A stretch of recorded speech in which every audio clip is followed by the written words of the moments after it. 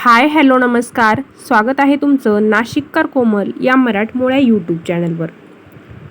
अधिक मास, पुरुषोत्तम मास, मलमास, साध्या सोप्या भाषेत सांगायचं झालं तर धोंड्याचा महिना. दर 3 वर्षांनी येणारा अधिक मास 17 मे 2026 पासून ते 15 जून 2026 पर्यंत असणार आहे.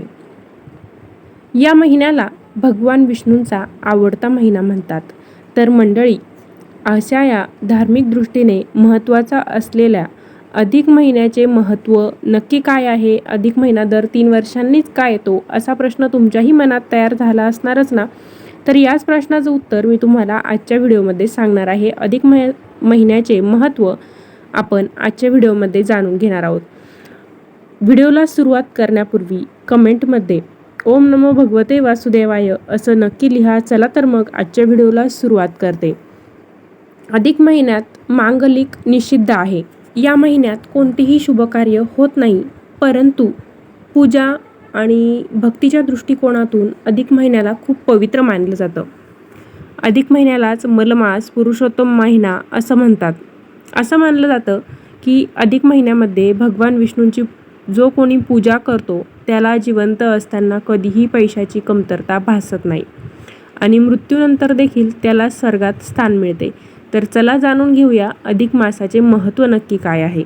आपलं शास्त्र असं सांगतं की मानवाचं शरीर हे जल म्हणजे पाणी, अग्नी, आकाश, वायू आणि पृथ्वी या पंचमहाभूतांनी बनलेलं आहे आणि याच 5 गोष्टींचा समतोल साधला तरच माणूस आपलं जीवन सुरळीतपणे चालू शकतो. धार्मिक ग्रंथांमध्ये देखील असं सांगितलं गेलं आहे की अधिक मासामध्ये पूजा, चिंतन, ध्यान या 5 गोष्टींचा समतोल आपल्याला राखायचा असतो. त्यामुळे काय होतं, मानवाला शारीरिक सुख, प्रगती प्राप्त होते. अधिक मासामध्ये आपण जर धार्मिक कार्य केलं, देवाची सेवा केली तर आपल्या कुंडलीतील दोष देखील दूर व्हायला मदत होते. त्यामुळेच हा दर 3 वर्षांनी येणाऱ्या अधिक मासाला खूप विशेष महत्त्व आहे. अधिक महिना दर 3 वर्षांनीच का येतो? तर मी या अगोदरच्या व्हिडिओमध्ये देखील सांगितलेलं आहे. तुम्ही नसेल बघितलं तर परत सांगते. जे सौर वर्ष आणि चांद्रवर्ष यांच्यात संतुलन राखण्यासाठी दर 3 वर्षांनी अधिक मास येत असतो. तर जे सौर वर्ष असतं तर ते 365 दिवसांचं असते. 365 दिवस आणि 6 तासांचं असते आणि जे चंद्रवर्ष असतं ते 354 दिवसांचं असतं. या दोन्ही वर्षांमध्ये सुमारे 11 दिवसांचा फरक असतो आणि 3 वर्षांचा विचार केला तर दरवर्षी 11 दिवसांचा फरक म्हणजे असे 33 दिवस होते आणि आपला जो महिना असतो तो साधारणतः 30-31 दिवसांचा असतो आणि दर 3 वर्षांनी 1 महिन्याचं अंतर भरून काढण्यासाठी हा अधिक महिना येत असतो. दर 3 वर्षांनी येणारा जास्तीचा महिना त्यालाच अधिक मास आपण म्हणतो.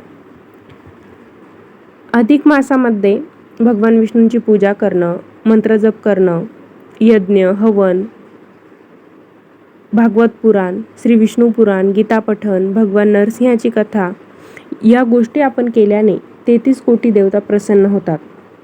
अधिक मासामध्ये म्हणजे पूर्ण अधिक मासामध्ये धान्य, चप्पल, दिवे, कपडे किंवा आपल्या परीने जे शक्य होईल ते आपण दान करायचं आहे. गायीची सेवा करायची आहे. त्यामुळे आपल्या कुंडलीत जर ग्रहांचा अशुभ प्रभाव असेल तर तो कमी होतो. तीर्थश्राद्ध, दर्शन, नित्यश्राद्ध, दर्शनश्राद्ध हे अधिक मासादरम्यान करायच्या गोष्टी आहेत. त्यामुळे पूर्वजांच्या 7 पिढ्यांच्या आत्म्याला देखील समाधान मिळतं. तीर्थस्नान करून, मौन व्रत पाळून, अधिष्ठा देवतेसमोर अखंड दीप प्रज्वलित करून मा लक्ष्मी अधिक मासात निवास करत असते. अधिक महिन्यात शक्य झालं तर दररोज तुम्ही पवित्र नदीच्या जाऊन ठिकाणी स्नान करा, दान करा, मंत्र जप करा. स्नान, दान, जप या गोष्टींना आपल्या हिंदू धर्मामध्ये खूप महत्त्व आहे. दररोज तुम्हाला शक्य नसेल तर अधिक महिन्यामध्ये कमीत कमी 1 दिवस तरी तुम्ही पवित्र नदीच्या ठिकाणी तीर्थक्षेत्री जाऊन स्नान करा. काहीतरी तुमच्या परीने शक्य होईल त्या वस्तूंचं तुम्ही दान करा, मंत्र जप करा. त्यामुळे भगवान विष्णूंची कृपा आपल्यावरती होते. महालक्ष्मी देखील प्रसन्न राहते. अधिक महिन्यामध्ये भगवान विष्णूंची सेवा करायला खूप महत्त्व आहे. भगवान विष्णू म्हणजे श्रीकृष्ण हे एकच अवतार आहे. तुम्ही श्रीकृष्णाची सेवा करू शकता, भगवान विष्णूची सेवा करू शकता. तर अशा पद्धतीने धार्मिक दृष्टिकोनातून हा अधिक महिना म्हणजे पुरुषोत्तम मास खूप महत्त्वाचा आहे. आता तुमच्या लक्षात आलंच असेल की अधिक मासाचं महत्त्व नक्की काय आहे. तर मंडळी, अशा पद्धतीने आजच्या व्हिडिओमध्ये आपण अधिक महिन्याचं महत्त्व काय आहे, त्याचबरोबर अधिक महिना दर 3 वर्षांनी का येतो याबद्दलची माहिती जाणून घेतलेली आहे. व्हिडिओ तुम्हाला आवडला असेल तर व्हिडिओला लाईक करा, जास्तीत जास्त शेअर करा, म्हणजे सर्वांना अधिक महिन्याचं महत्त्व कळेल.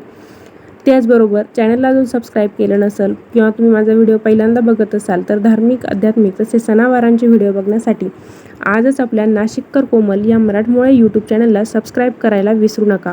पुन्हा भेटूया अशाच एका नवीन व्हिडिओसोबत. धन्यवाद.